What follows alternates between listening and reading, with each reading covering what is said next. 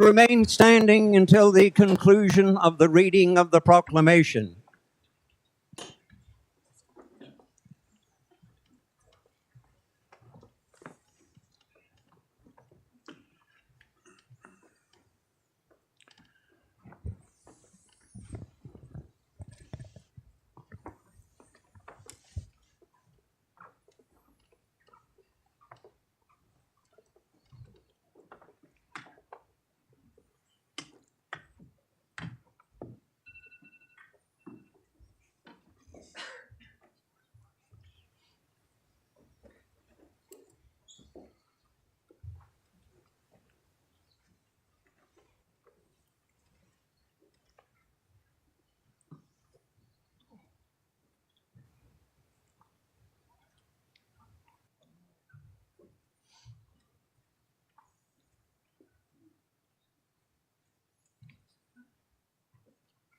Ladies and gentlemen, the proclamation. All persons having any business before this honorable court now draw nigh. Give your attendance, and you shall be heard.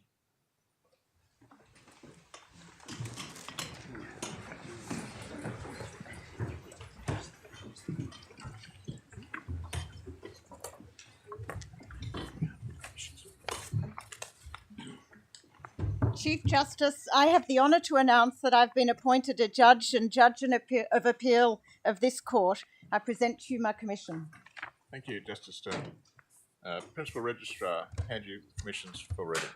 Please proceed.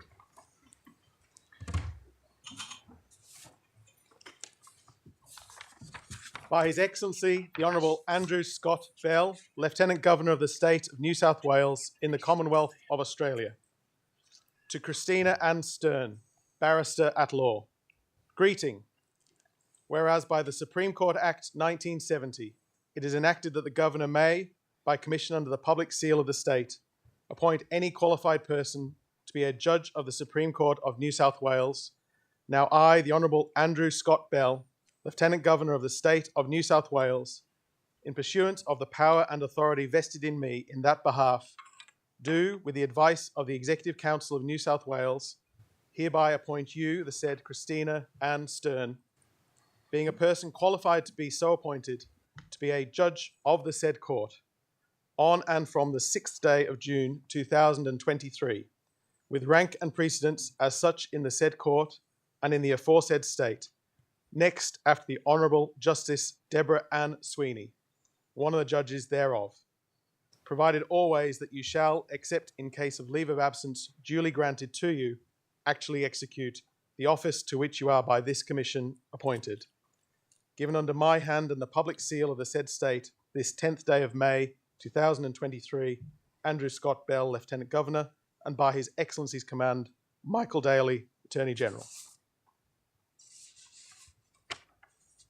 By His Excellency the Honourable Andrew Scott Bell, Lieutenant Governor of the State of New South Wales in the Commonwealth of Australia, to the Honourable Kristina Ann Stern, a Judge of the Supreme Court of New South Wales.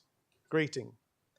Whereas by the Supreme Court Act 1970, it is enacted that the Governor may, by commission under the public seal of the state, appoint any Judge of the Supreme Court of New South Wales to be a Judge of Appeal of the said court. Now I, the Honourable Andrew Scott Bell, Lieutenant Governor of the State of New South Wales, in pursuance of the power and authority vested me in that behalf, do, with the advice of the Executive Council of New South Wales, hereby appoint you, the said Kristina Ann Stern, being a person qualified to be so appointed, to be a Judge of Appeal of the said court, on and from the 6th day of June 2023, with rank and precedence as such in the said state and in the aforesaid state, in the said court and the aforesaid state, next after the Honourable Justice Christine Elizabeth Adamson, one of the judges thereof, provided always that you shall, except in case of leave of absence duly granted to you, actually execute the office to which you are by this commission appointed. Given under my hand and the public seal of the said state, this 10th day of May 2023, Andrew Scott Bell, Lieutenant Governor, and by His Excellency's command, Michael Daly, Attorney General. Thank you. Principal Registrar, do you have the form containing the affirmations? Justice Stern, I invite you to rise and take the affirmations of office. First, the affirmation of allegiance, and then the judicial affirmation. I, Kristina Ann Stern, do solemnly, sincerely, and truly declare and affirm that I will be faithful and bear true allegiance to His Majesty King Charles III, his heirs and successors according to law. I, Kristina Ann Stern, do solemnly, sincerely, and truly declare and affirm that I will well and truly serve our Sovereign Lord King Charles III in the office of Judge and Judge of Appeal of the Supreme Court of New South Wales, and I will do right to all manner of people after the laws and usages of the state of New South Wales without fear or favour, affection or ill will. Thank you, Justice Stern. I invite you to resume your seat and subscribe the affirmations, after which I will attest them.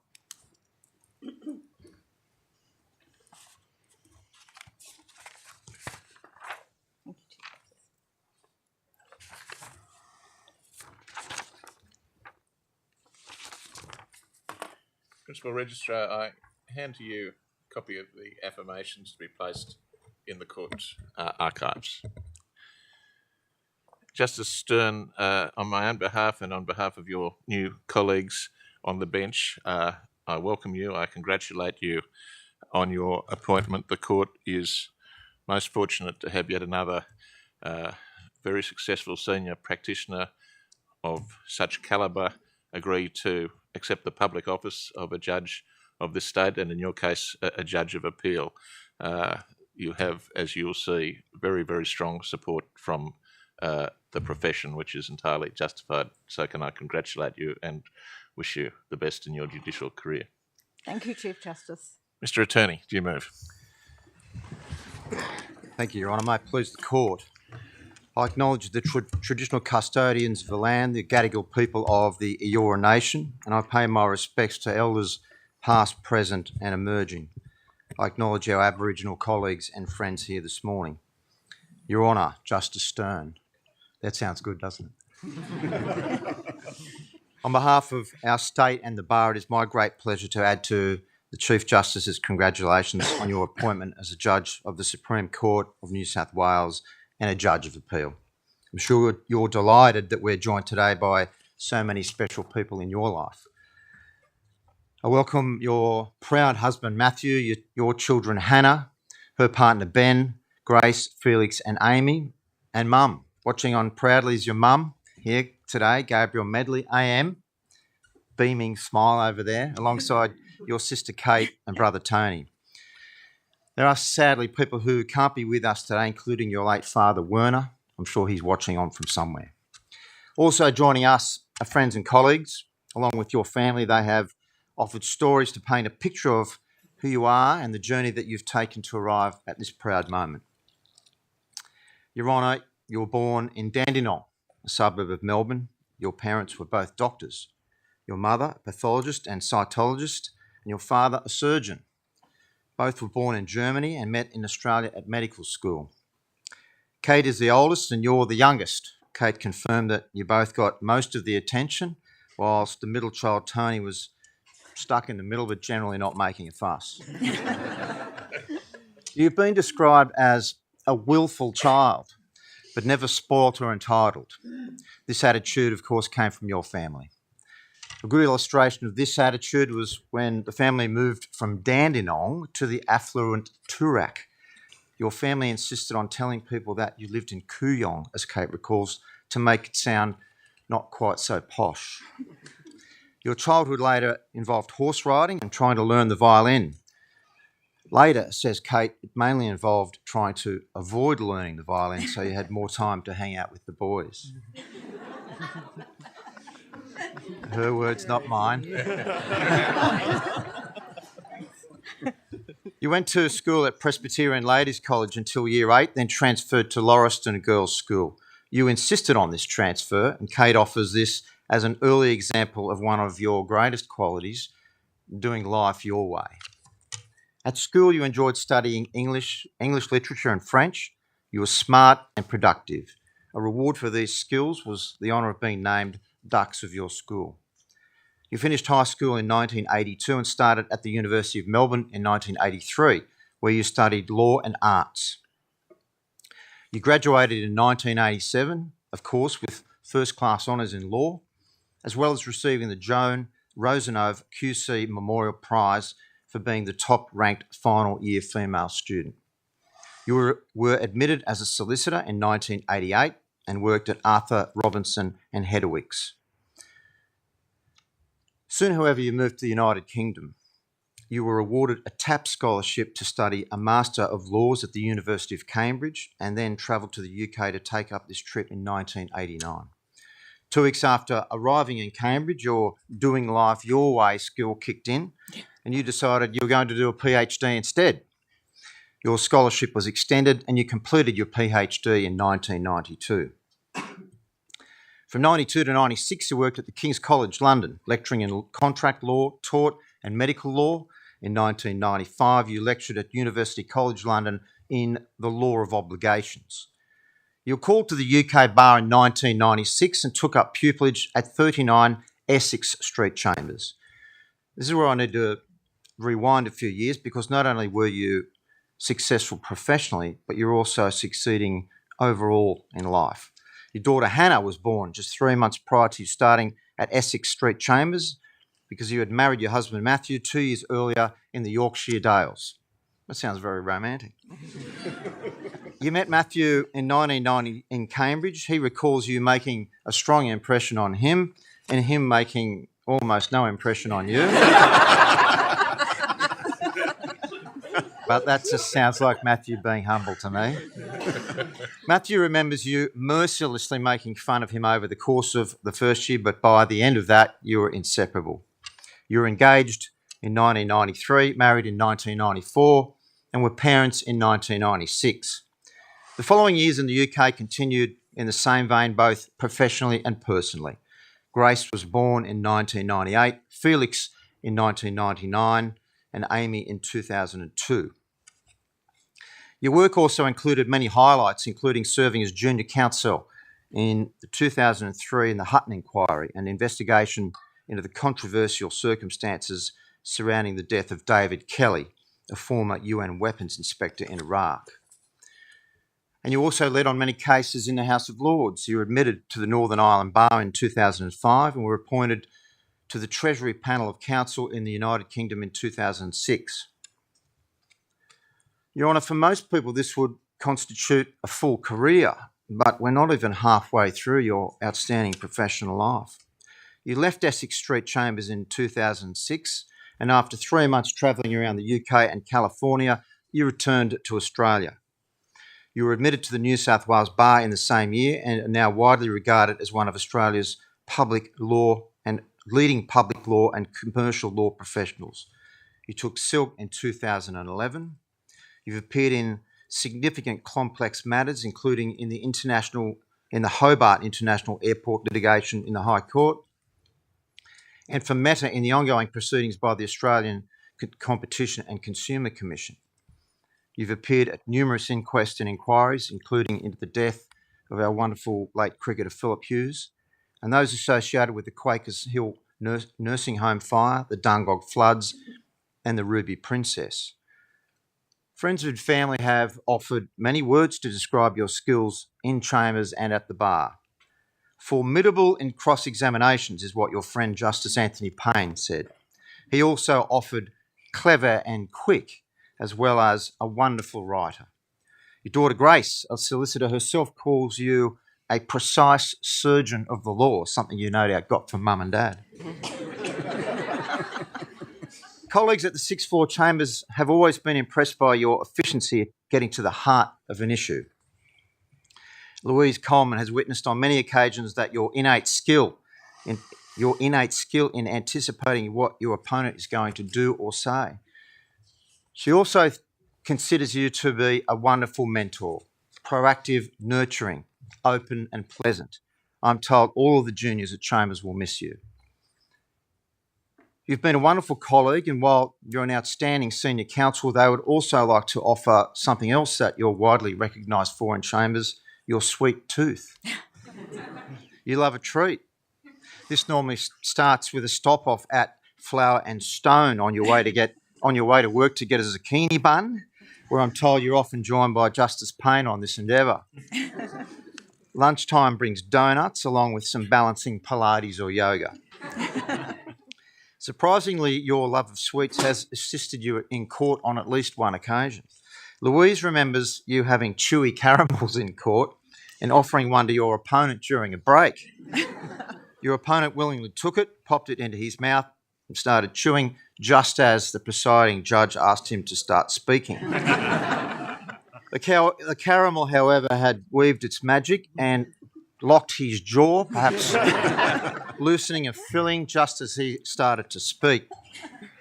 You'll take any advantage, won't you? And there are more of those sorts of accomplishments. You were made chair of the New South Wales Bar Association Inquests and Inquiries Committee in 2020 and also a member of its Climate Change Committee. In 2023, you became a member of the Australian Government Takeovers Panel, a peer review body that regulates corporate control transactions in widely held Australian entities. Throughout your career, you've written and presented extensively in the fields of public and commercial law. You've been published in the Australian Journal of Administrative Law, Modern Law Review and the Australian Bar Review. You've also been a contributing author to works such as Key Issues in Judicial Law, Key Issues in Public Law and Bullen and Leakes Precedents and Pleadings. But Your Honour, again, I've only touched on the surface of your career in Australia. You conducted hundreds of cases across all jurisdictions. You're a wonderful colleague and a tough but fair opponent, say all. All colleagues spoken for with this speech also unite on one thing: you're a good person. Your family wholeheartedly agree and offer more. Your daughter Hannah thinks you're an amazing woman, hardworking, and have shown her and many others that anything is actually possible if you want it badly enough and are prepared to work for it. Matthew has always been impressed by your commitment to family. You've always built a strong barrier to keep your work life separate because your family is the most important thing. You're almost always home for dinner, and you've been a wonderful presence in your children's lives. Your sibling Kate has called you the perfect sister. You're humble and you hold no arrogance in relation to your position and its achievements. She adds that you bring a smile to everyone's face when you're in their company. Bronte in Sydney's east is home, and you love nothing more than having a dip in the ocean all year round. I invite you to come to my beloved Maroubra Beach, Your Honour, and join me for a swim down there. You have many hobbies, including cooking, running, hiking and Pilates. You love the theatre and cinema, and you've recently become very committed to cryptic crosswords, I hear. Travel is a passion, and you somehow find time to read, with your tastes ranging from critically acclaimed to, in the words of Grace Wade, trash. Together with all of these hobbies and interests, Matthew confirms that your absolute favourite pastime is still making fun of him. But all of your family agree that they've never won an argument with you, and it's very frustrating. Matthew laments his technique of shouting, sticking his fingers in his ears and running away has never proven to be successful. What has proven to be successful is your and Matthew's commitment to one another. You're best friends and wonderful parents. You both appreciate who the other is and what they do, a true partnership. Your Honour, you continue to do life your way, and we'll see how this pans out in your role as a judge. Hannah knows you will rise to the challenge in the same way you faced challenges throughout your whole life. She also thinks you will love the variety that this role in court will bring. Your friend and now colleague at the Supreme Court, Justice Payne, anticipates you will be a perfect fit for the collegiate environment of the Court of Appeal. Grace believes you to be thoroughly empathetic, a quality that you will leave no doubt in the minds of people who appear before you, and they will know that they have been heard and treated fairly. Louise Coleman offers your presence and analytical mind as further qualities. Your sister Kate simply states that you will be yourself and that all who enter your court will benefit from that. Family, friends, colleagues and everyone present today firmly believe that too. Can I just conclude on a personal note, Your Honour, and say you are my first appointment, my first judicial appointment as newly minted Attorney General. So I feel like that we will share a little bit of this history, and I look forward to watching your career on the bench. And on behalf of the Bar and the people of New South Wales, thank you for your service. May it please the court. Thank you, Mr. Attorney. Ms. Banks, President of the Law Society of New South Wales. May it please the court. I too acknowledge the Gadigal people of the Eora Nation, the traditional custodians of the land on which this court stands, and I pay my respects to their elders past, present and emerging. I acknowledge and extend my respects to all Aboriginal and Torres Strait Islander people present today. I am honoured to come before the court on behalf of the solicitors of New South Wales and congratulate Your Honour in your appointment. On all evidence before us and in the recollections of many colleagues, you have been noted consistently for your diamond-sharp intellect, warmth and ability to eloquently connect vast fields of law. You will no doubt contribute as vastly to this court's valuable judgment, understanding and exposition on the law as any who have come before you. Your legal career began at Melbourne University. You then worked to be admitted to practice as a solicitor in 1988. It was a brief but bright period in your legal career. This was especially true at the firm in which you started as a solicitor, Arthur Robinson Hedowicks in Melbourne. There, Wendy Peter was a partner when you were an article clerk, knowing you simply as Tina at that point.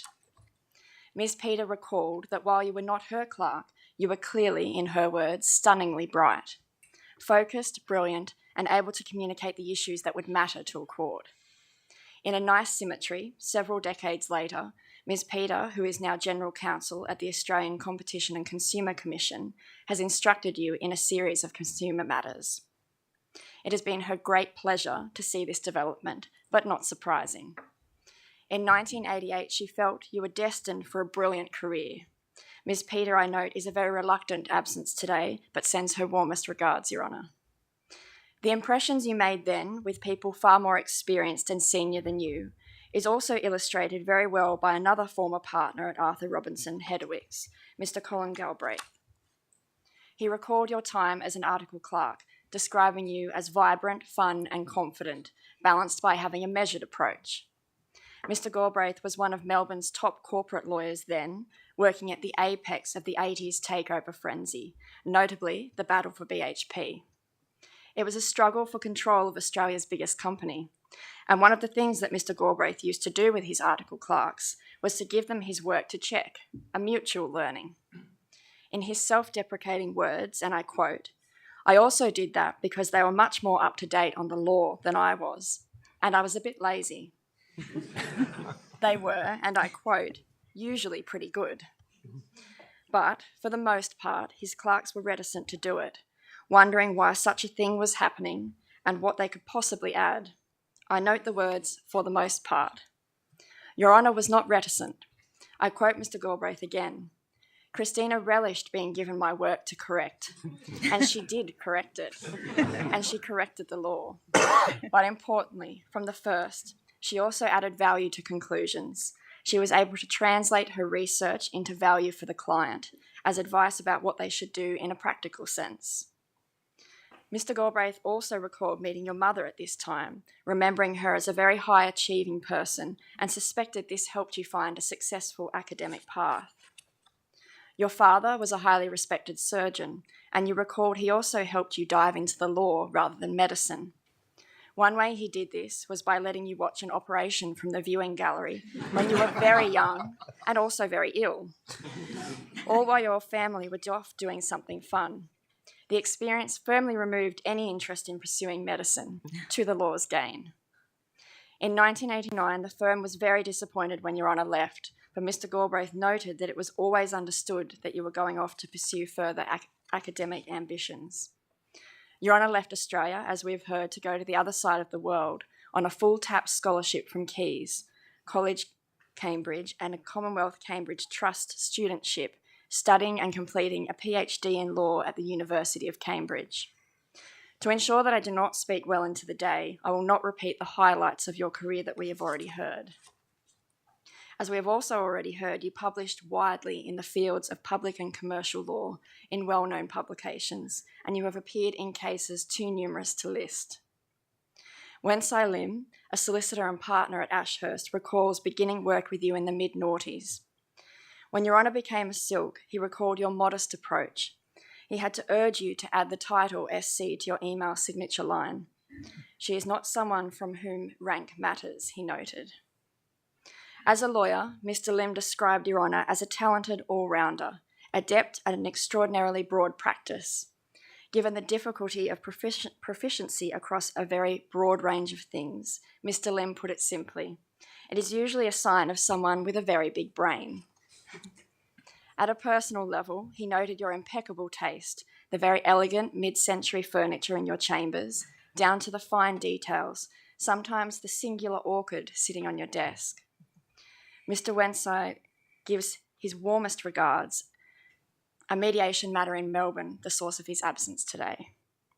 Gareth Jenkins, solicitor and partner at Clayton Utes Brisbane, said one of Your Honour's great strengths is your ability to communicate with people and engage with them in a way they understand. Aside from your superb legal insight and knowledge, he observed that you could be meeting the President of the United States, addressing an appellate court, or talking through issues with legally unaware clients and instinctively hit the exact right tone and delivery, while always remaining the same warm and engaging person. This extends to a knack of creating an atmosphere and team environment in which people were inspired to put in extra effort. And I quote Mr. Jenkins, that so many of my junior lawyers will miss her so much is testament to how much she was prepared to give professionally, even to our young lawyers.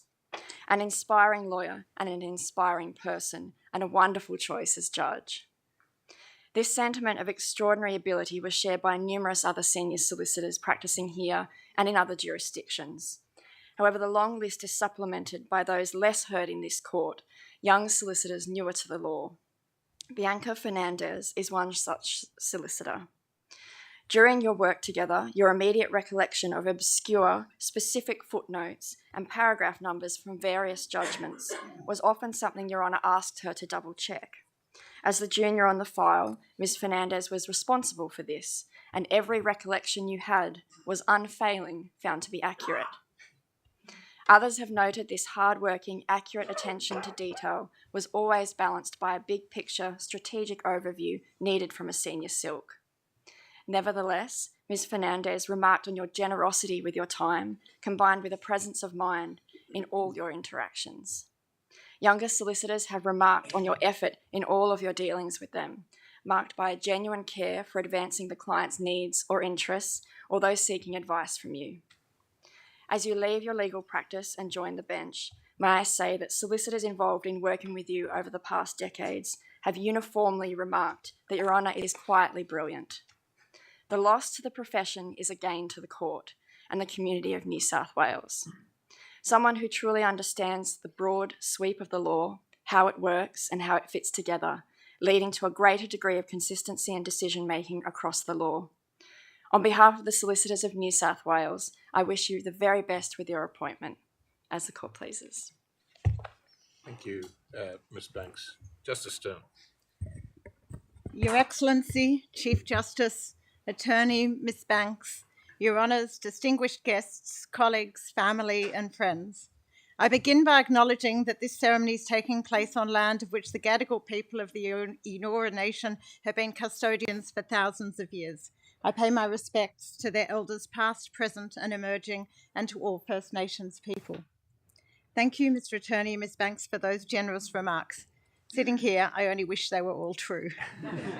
Looking around the room, I'm honoured by the presence of so many people who have in so many ways been pivotal in both my personal and professional life. I'm delighted on this, my first time sitting on this side of the courtroom, to see so many familiar and friendly faces. Thank you all for coming. I need to deliver two important votes of thanks at the outset. The first is to the Chief Justice for bringing me into the Banco court a couple of days ago, specifically to check that I would be able to raise my chair high enough that I would actually see all of you, rather than having to peer over the lectern. It was indeed good news for me to learn that the furniture of the Banco court readily accommodates loads like me who are somewhat diminutive in stature. The second is to the very generous junior counsel who, obviously concerned at how I would fare speaking in court without a note from a junior to guide me, helpfully recently sent me a draft swearing-in speech for Justice Stern, prepared entirely by ChatGPT. Whilst I'm grateful as ever for such guidance from junior counsel, and I particularly like the musical gavel jokes, on this occasion I've decided to go it alone. I also want to thank the members of my family and friends who are in court today. I'm acutely aware that my life as a barrister has given rise to burdens and impositions on those around me. Not only have they had to accommodate my untimely absences and many unreliabilities, they've had to endure days when I'm present but preoccupied, and probably worse, evenings when I'm so buoyed by my success in court that I insist on sharing the minutiae of my penetrating and disarming cross-examination. I'm enormously grateful to you for your loyalty and support and for your forbearance. My children, Hannah, Grace, Felix, and Amy, are all here today. I've forgiven all of you for screening my calls and being too busy to pick up when I called to tell you the exciting news of my appointment. You lead busy lives, I get it. I'm grateful to each of you for your endless fun, loyalty, and support, and for your insights on life, which have always showed wisdom well beyond your years. You are all remarkable people. I'm immensely proud of each of you, and so happy that you're here today. I also thank my husband, Matthew, who I'm happy to say is also here and on time today. As some of you know, Matthew is a highly distinguished physicist, literally a rocket scientist. He gave up a lot to move to Australia.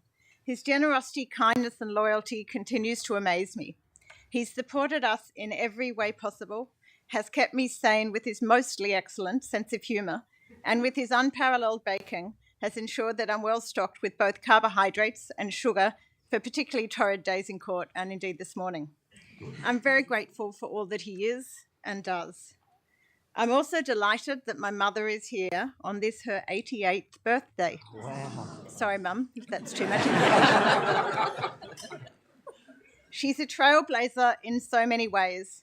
As a doctor, who for many years was a world leader in her field, as a woman in medicine at a time when that was far from commonplace, and as a working mother and primary carer for 3 children well before that was socially or professionally accepted. Despite her many professional commitments, she had an uncanny ability to know when she would be needed, and her arrival with crumpets and honey rescued me during many a personal trauma. She is and has always been a great source of inspiration to me. My father sadly died many years ago. He taught us all that we needed to work hard and be self-sufficient. As something of a serial letter writer and litigant in person, he didn't have a lot of time for lawyers, but he had a great deal of respect for judges. I think it likely that he would have been happy to see me sitting here today. I'm also delighted that both my siblings, Kate and Tony, are here today. They've given me endless support over the years, and I'm hugely grateful to both of them for everything that they've done for me. As you've heard, I began my career as a pupil at 39 Essex Street Chambers in London. I loved my life at both the London and New South Wales Bar. In my first few years at the bar in England, I oscillated between leave applications in the Crown Office list, sitting as second or third junior on complex cases, and many long and often interrupted train journeys to attend regional county courts, usually to cross-examine taxi, bus, and truck drivers in road traffic arbitrations, using a combination of the laws of physics and matchbox cars. Unfortunately, and perhaps unsurprisingly, that technique was rarely successful. But I learned a lot in those early years about resilience and looking calm when in truth I was surrounded by chaos. Both have stood me in good stead in my career. My pupil masters all encouraged me to pursue a broad practice, and that turned out to be excellent advice. I've been rarely bored and always challenged. When I moved to Sydney in 2006, I took whatever work I was offered, and perhaps because of that, I found myself again working across a broad spectrum of areas and jurisdictions, often seemingly playing catch-up as I tried quickly to learn the ins and outs of a new area of work, or to understand the particular quirks and shorthand expressions and acronyms used. Whilst that meant I was often far from my comfort zone, I felt very fortunate to be able to combine the public policy focus and very human concerns of inquests and inquiries with the quite different challenges of public law, regulatory, and commercial work. In my nearly 17 years at the New South Wales Bar, there are so many people who have inspired, taught, and supported me. I arrived with no practice, almost no contacts, and what was worse, as a Victorian. So many people were so generous with their time and advice, including people who scarcely knew me and had nothing to gain from their kindness.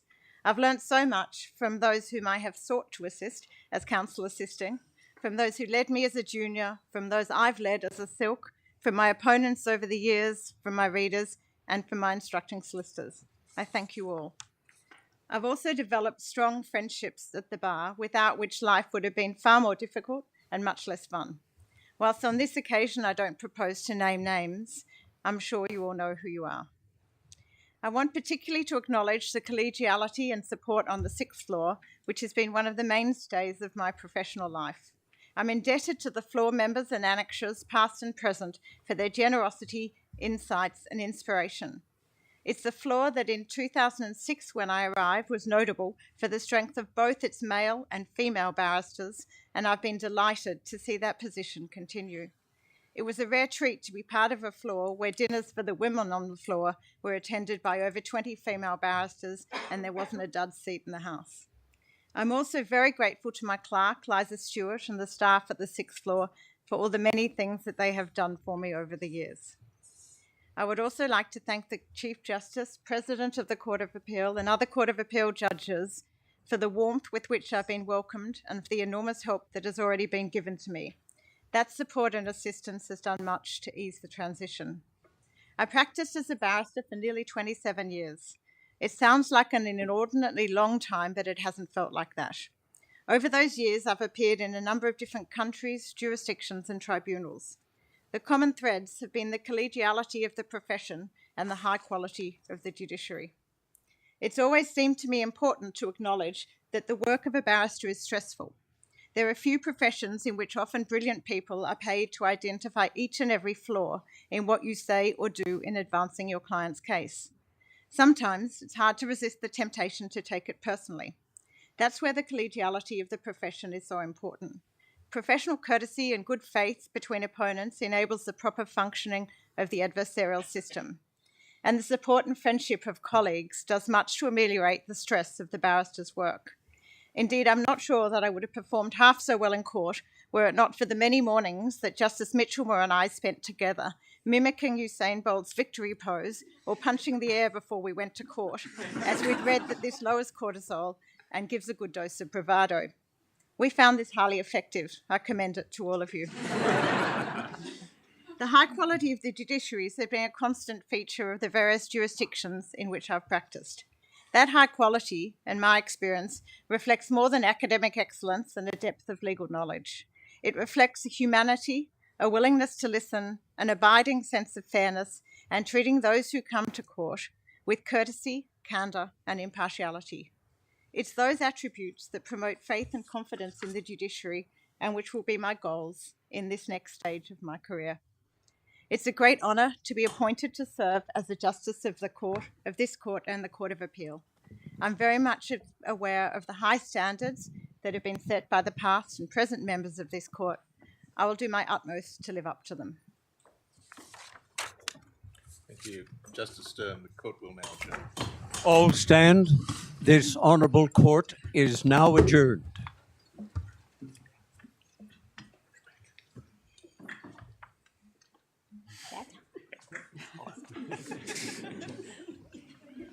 Next.